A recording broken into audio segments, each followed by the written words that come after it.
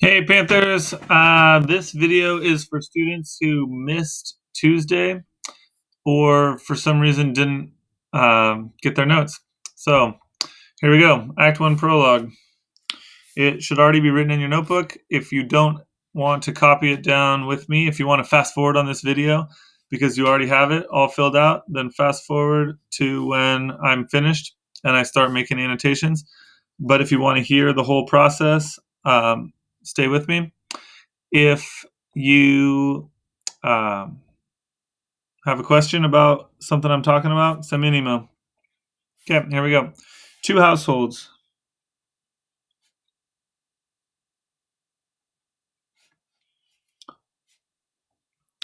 Both alike in dignity. In fair Verona, where we lay our scene. From ancient grudge, break to new mutiny, where civil blood makes civil hands unclean. Period.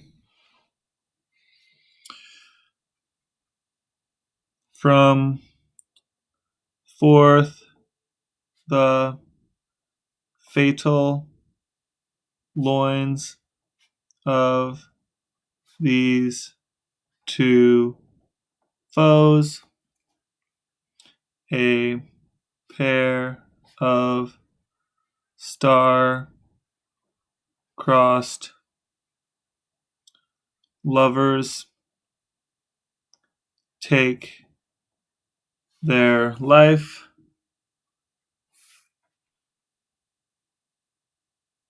whose misadventured, piteous overthrows doth with their death bury their parents' strife. Period.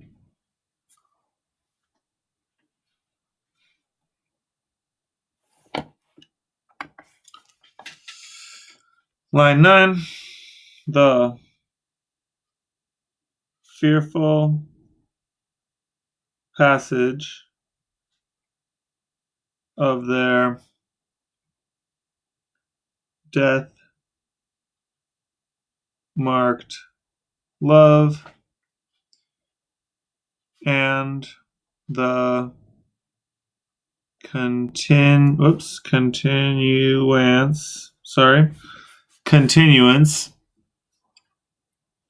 of their parents' rage, which but their children's end not, that's an N for not, could remove,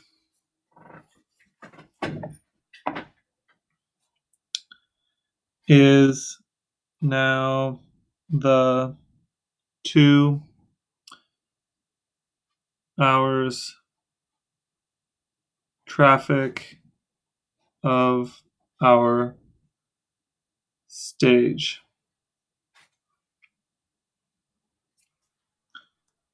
The which,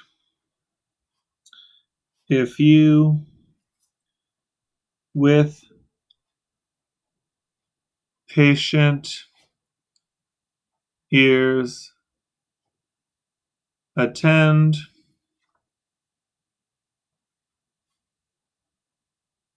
what here shall miss our toil shall strive to mend. Period. 14 lines. And I think my little camera, I think my picture is right over those last 2 lines. How annoying. Get it out of the way, Mr. Walker. Move. There we go.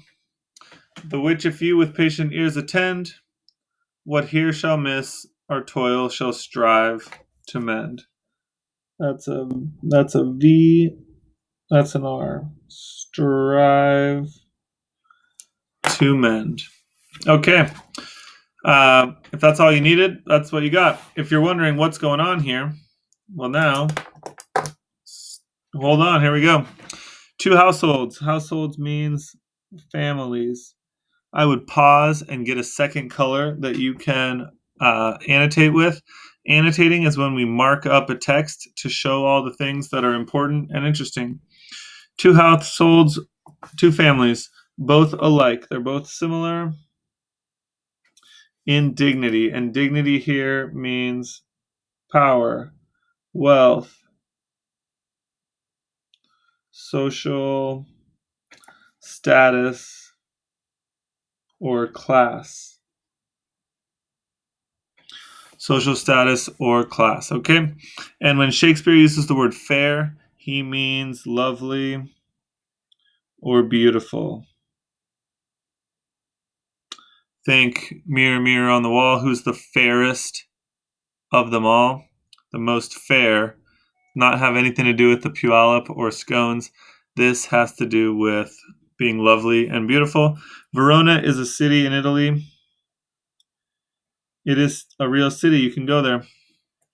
In fair Verona, where we lay our scene. We here, this is the actors. The actors, and this whole prologue is said by the chorus. So it could be one or more actors on stage saying, we are going to put our scene down for you. We're going to lay it down, our scene. From Ancient Grudge. So this is historic in this case. From historic grudge. A grudge is a fight or when someone wrongs you and you hold on to that anger.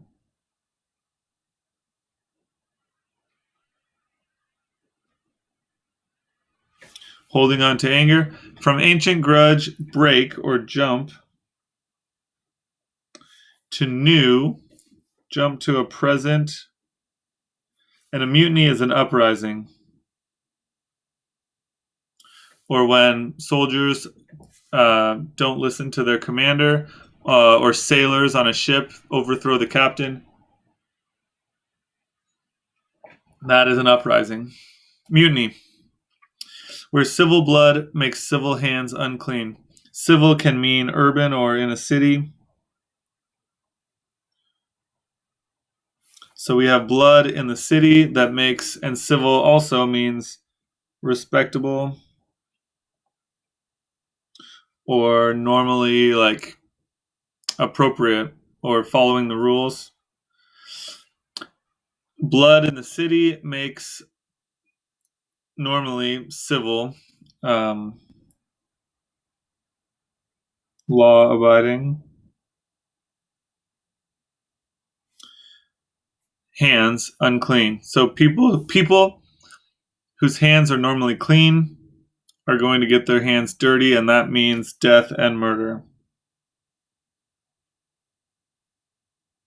Okay, we're going to see some murder based on some people whose hands are normally clean, but because there's blood in the city, there's fighting in the city, so there's going to be lots of death. You thought this was a love story. Okay. Let's keep going. From forth the fatal loins. Notice Shakespeare is 3 out of 4 words start with an F. That's called alliteration.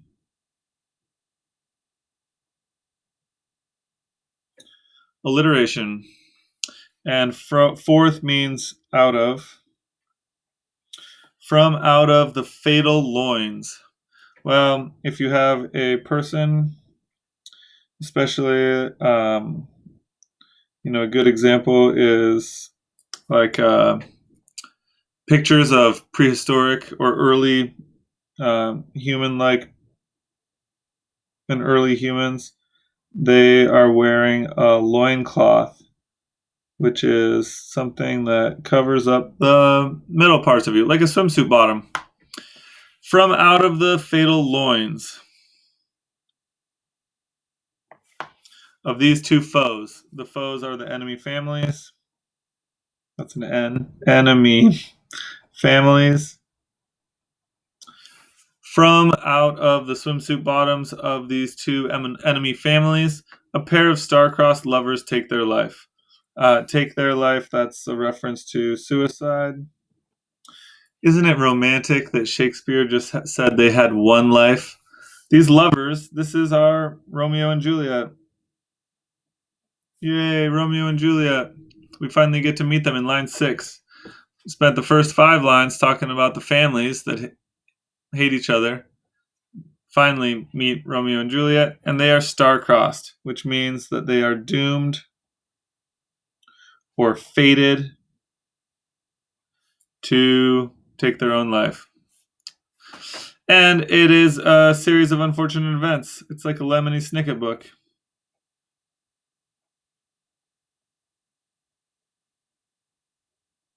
And we are going to pity them. We're going to feel bad.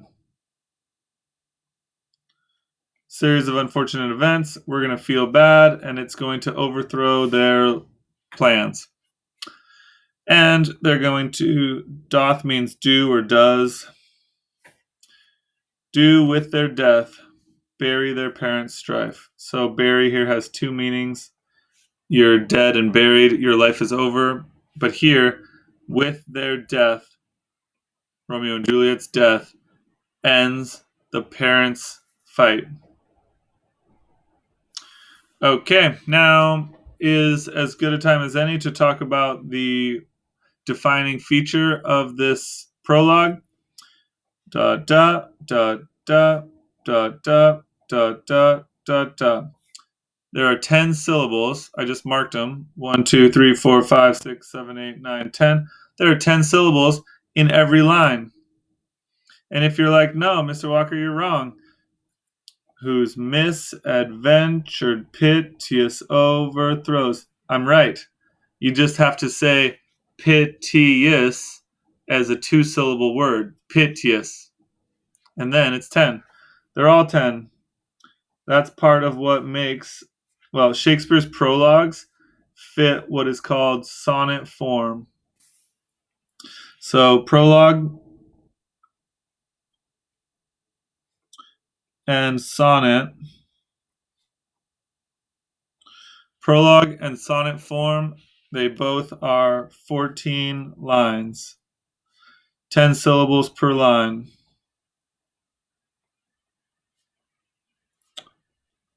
And the pattern of the syllables is called iambic pentameter. And it lends it to this da da da da da da da da da da. Doth with their death bury their parents' strife. Okay? And there's also rhyming. Usually there's 4, 4, 4, 2. These are the lines. And there's some kind of rhyming. Often it's A, B, C, D, C, D, E, F, E, F, G, G. That's what we have in this prologue. We're going to see this rhyming scheme. The pattern of rhyming is called the rhyming scheme. rhyme scheme. Probably a better way to say it. So that's that. And these last two lines are known as a rhyming couplet.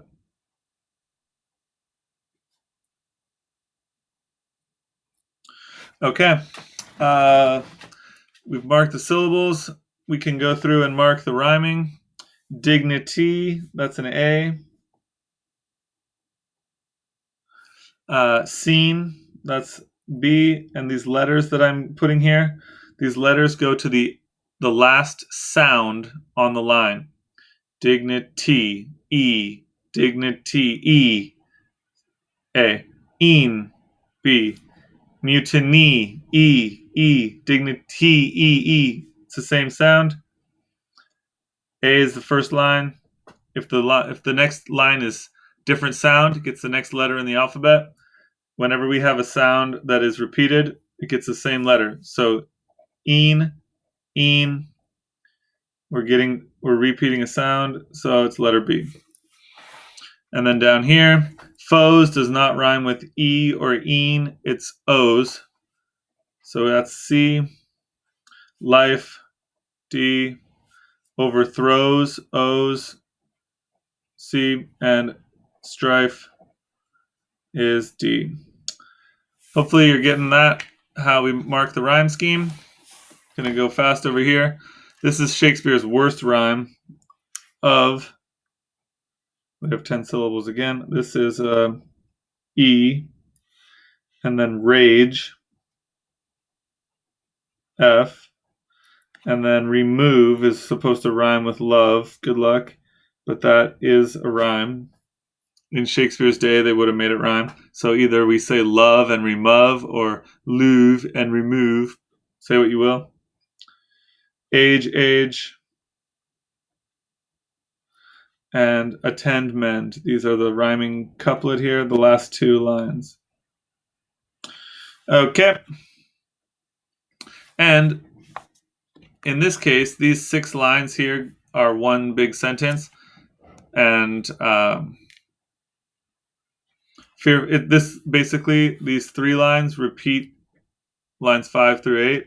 So again, we're going to talk about the fearful or scary journey of love is death marked. If your love is death marked, that means marked for death.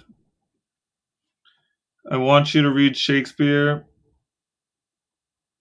and be willing to switch the word order around so that it makes sense for you. Maybe you've never heard this phrase, marked for death, but this is what if you're a medieval king or queen and you want someone assassinated, then you hire your assassin and you write the name down of the person you want dead, and they are now marked for death. Their name has been written down.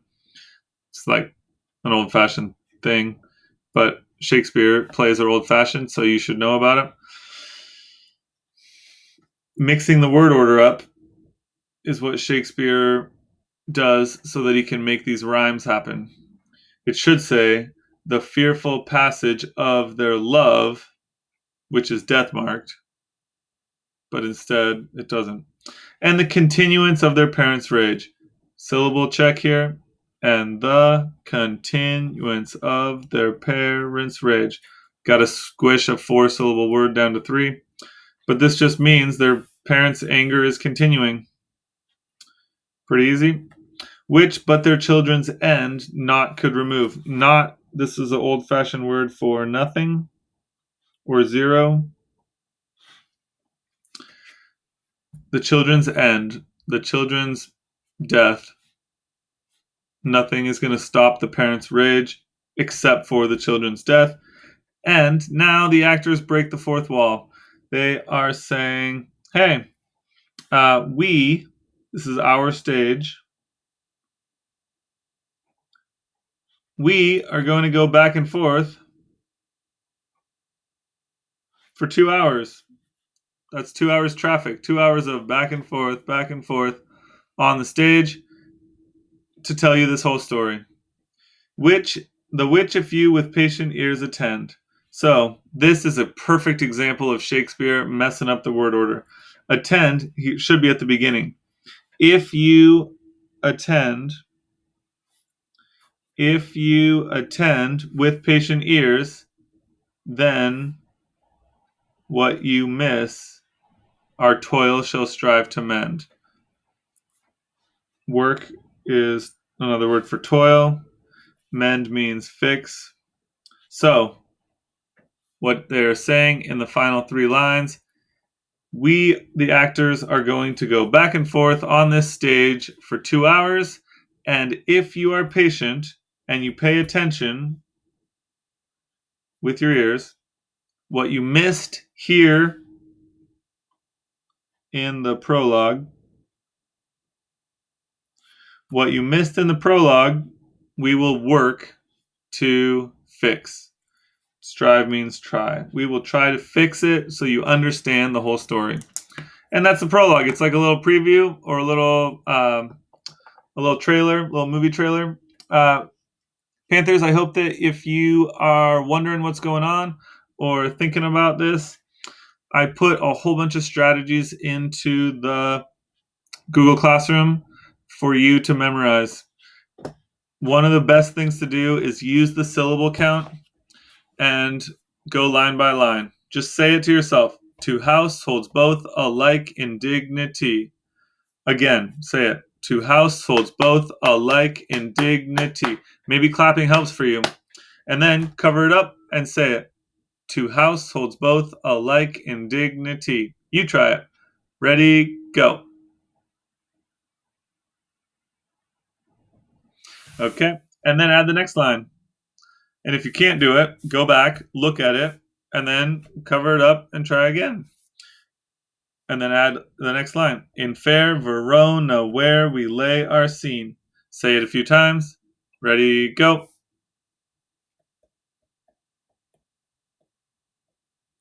And then see if you can do the first 2 lines. And then just keep adding. Use the rhyme scheme to help you remember what's coming up next. Okay? Another trick or technique that might work for you would be to record it on your phone as a sound note or a voice note, and then play it back and say it with yourself so you can try to learn it that way. Writing it out over and over again is a great thing, and then you can take those copies, put them on, write it out really small on sticky notes or on note cards and just set them around the house. Put one in the bathroom so you can read it when you're brushing your teeth. Put one on the coffee table so that when you're watching a show and you take a break between shows or episodes or whatever, you can take a look at it. Give it to somebody and have them quiz you. Say it back and forth. A million strategies. Anyhow, hopefully, if you missed that day, Tuesday and Wednesday, when we took these notes, now you're feeling all caught up. Email me if you have any questions. Thanks, Panthers.